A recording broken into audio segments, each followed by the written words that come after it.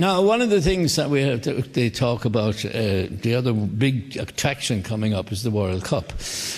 And the World Cup, it's not everybody's cup of tea, really. And not everybody is happy about the World Cup. Because there was one woman in Dublin, she said, "Oh, Jesus, don't tell me. Not the World Cup, not again. It couldn't be, not so soon. Oh, my God, I can't. Oh, geez, the very thought of it drives me mad." The last time I went demented, I nearly went demented with himself and the young fella, and they glued to the television morning, noon and night, soccer. Honest to God, I went demented. You go down and they'd be there and they glued to it, And I got fed up one night. I went up to bed. I said, I'd go try and get a sleep anyway, and I couldn't. I was tossing and turning. I come down 4 o'clock in the morning to make myself a cup of tea. And there they were in the front room, himself and the young fella on the sofa, and they glued to the television. 4 o'clock in the morning, watching France versus the Himalayas. You know what I mean? Countries they never even heard of.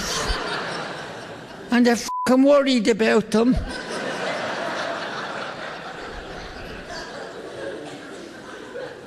So I said I couldn't stick this any longer.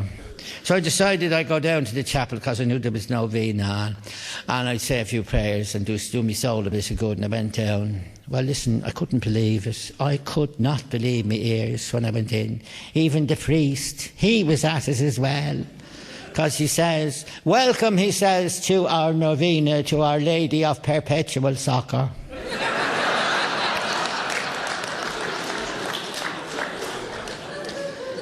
But without any question, the most interesting World Cup that I remember, and it seemed to go on for years, was the one between Jack Charlton and Eamon Dunphy. Now, you'll notice I don't mention any soccer teams because they're irrelevant. The match itself had nothing to do with anything. It was the press conference afterwards. That was the main entertainment, when Jack would be asked questions, and Dunphy wouldn't even wait for the answer. Yakking and snapping at his heels and getting at him and so on. And it got to the stage where one of the other journalists actually became embarrassed, unlikely as that may sound, and he went to Jack and he said, it's terrible the way Dunphy goes on. I mean, he's snapping at your heels and barking at you, and you're gnawing you like that. He said, he must be a thorn in your side. Jack said, "No, he's not a thorn in my side. He's just a little prick."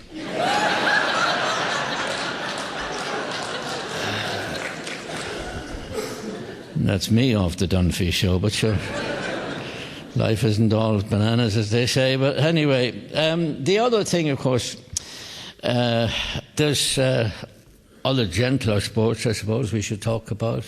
Angling. Jack Charlton taught us all about angling, how therapeutic it was when you lost a match. You just got your fishing rod, went out and forgot all about it. And there was a man in Cork who took a leaf from Jack's book, and he had this fishing rod, a wonderful, wonderful piece of an implement, marvellously weighted and all balanced and whatever you do with the fishing rods and so on. But it was wonderful to watch him, because he was a true artist. It was wonderful to see the artistry of this flicking and all this sort of stuff. And one day he was standing on the banks of the River Lee. Well, to be accurate, he was standing on one bank of the River Lee. Well, if he'd been standing on both, you never know what he would have caught. But anyway, there he was, and he was casting away. And it was wonderful to watch, absolutely wonderful to watch. The only problem was that he had his back to the river, and he was casting into the stream of traffic going by. And there was a Garda Síochána observing this phenomenon, which is what Gardaí do. And he was, of course, a Kerry guard, because the law says that all Cork guards must be from Kerry, but that's neither here nor there anyway. But anyway, so he was looking at this for a while, and he said, "We have a live one here." So he sidled up and he said, "How is she cutting? Tell me, did you catch many?"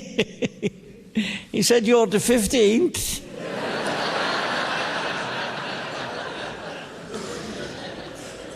So there you are now. Now, I suppose I shouldn't be talking about sport at all because my sporting days are over. Really, I mean, even the horizontal jogging is a memory. But thank God I have a great memory. But anyway, I do occasionally do a bit of golf, as they say. Play a spot of golf now and again in these celebams, as they're called, where the so-called celebrities join the golfers, or the so-called golfers join the celebrities, or whatever you want to call it. And they're charity days, and they usually give me something.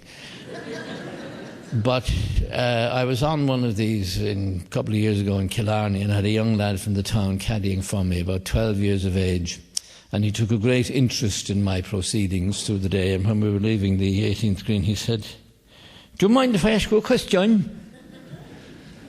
I said, "No, not at all." He said, "Tell me, are you a celebrity, eh?" I said, "Well, I suppose I am." "Are you thinking as much because you're no f***ing golfer?"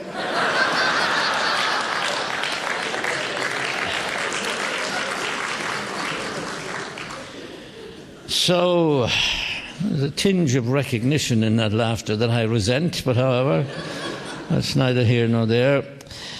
Anyway, now, there's been a long-running dispute as to who would win the battle of wits between the cute Cork whore and the main calf and bastards. Two fine Irish stereotypes, but they're there nevertheless. And this was settled actually over a game of golf. Now, the result of the golf is immaterial, but it was obviously between a Cork man and a Cavan man. And when they left the 18th green, the Cavan man was making a beeline for the clubhouse, and the Cork man said, "Hey, hang on a minute, what's your hurry? You never paid your caddy." I mean, you know, we're only playing a game, like, but do you have to make their living? You're the caddy. You have to pay your caddy. I know that, for God's sake. Of course I have to pay the caddy. But he said, "Look, I was just going in. I left my wallet in the locker room, and I was going in. But if you're in that much of a hurry now to pay him," he said, "you fix up with the caddies, and I'll fix up with you later on." Okay, fair enough. So later on, anyway, when the Cork man came out of the shower, the cabin man said to him, "Did you fix up with the caddies?" "Of course I did. I gave me one fella 20 quid, and I gave your fella 50p. You give my fella 50p? You might as well give him nothing as give him 50p. "Oh no, because if I give him nothing, he might think you forgot. No, he knows you're a main bastard."